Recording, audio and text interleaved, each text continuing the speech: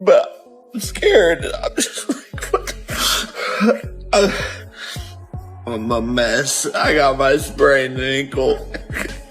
That's the whole point of this fight. It creates conversation, barbershop conversations, taxi conversations, airplane conversations, and that's what we want. The more people talking about the fight. The atmosphere in the arena shifted in seconds, swinging from deafening energy to stunned quiet and back again. The matchup between Anthony Joshua and Jake Paul was sold as a clash of eras, an established heavyweight looking to reaffirm his place, and a modern-age fighter who transformed online fame into real ambition. When the fight ended, the internet lit up instantly. Highlights circulated, debates exploded, and every exchange was analyzed in detail. Not long after, both men addressed the moment. Their responses were calm, direct, and confident, showing that this event carried significance far beyond the final score. I'm a kid with a big heart that wants to change the world, disruptor, and I never took no for an answer, and I'm just chasing my dreams, having fun, and living the American dream, really.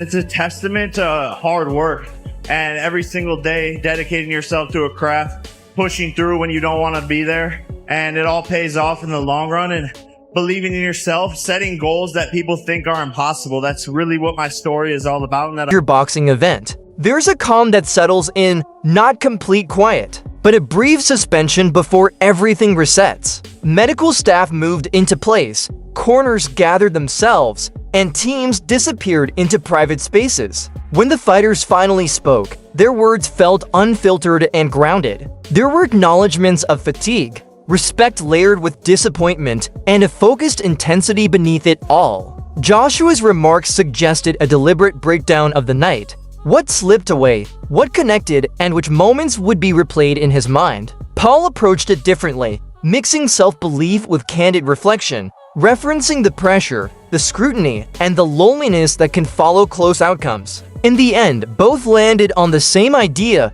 honoring the moment, appreciating the audience, and giving the fight time to exist before reducing it to a final judgment. Different skills. He has a very side-on stance, tries to practice the Philly shell, and I think Jake has a chance that is slim to none. I appreciate that. All good? Thanks, boss. Thank you very much. See you guys.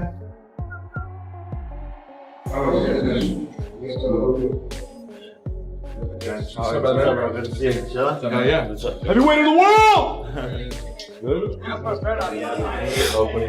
Yeah, can you get my back? No. No.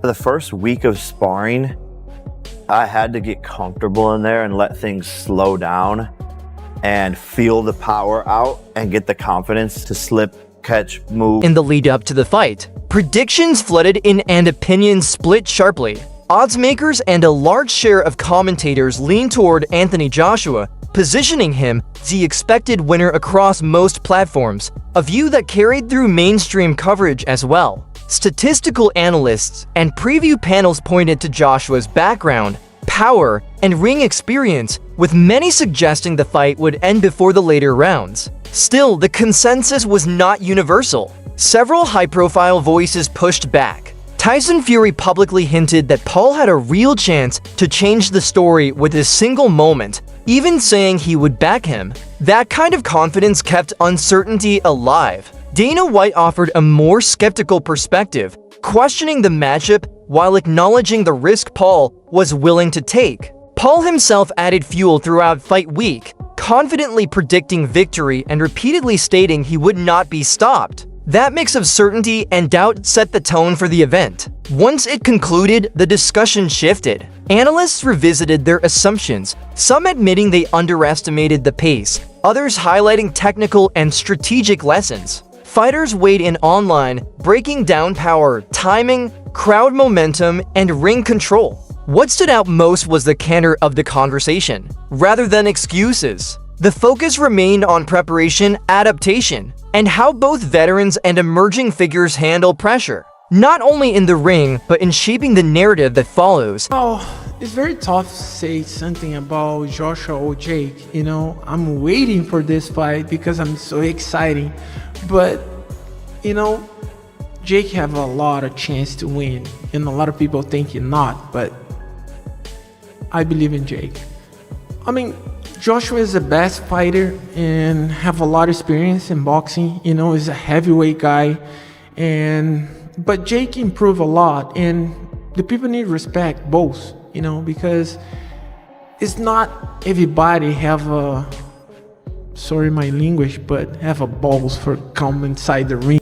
Opening bell, the contest carried a sense of urgency. Early exchanges hinted that Paul's unorthodox pressure might create openings, while other stretches followed a more classic heavyweight rhythm built on distance management and power shots. Moments that looked routine on replay felt decisive in real time, with a sharp uppercut or brief loss of balance swinging momentum in an instant. After the fight, both camps addressed those sequences with mutual respect. Joshua's team pointed to effective jabs and combination work, while Paul's side focused on durability and composure developed outside the traditional boxing system. The conversation quickly turned to what the matchup required from each fighter. On social media, specific exchanges played on a loop as analysts, public figures, and fans debated technique, while memes exaggerated fleeting reactions. Both fighters leaned into the discussion, sharing unfiltered clips that brought viewers closer to the experience. Coaches followed with technical insight,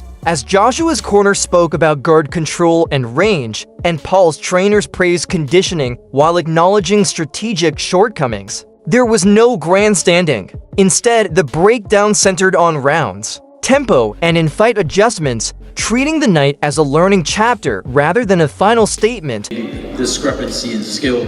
Sometimes the better fighter carries the other fighter, or maybe goes a little easier. Is there any part of you that maybe thinks that way, or are you going in there 100%? Zero part of me.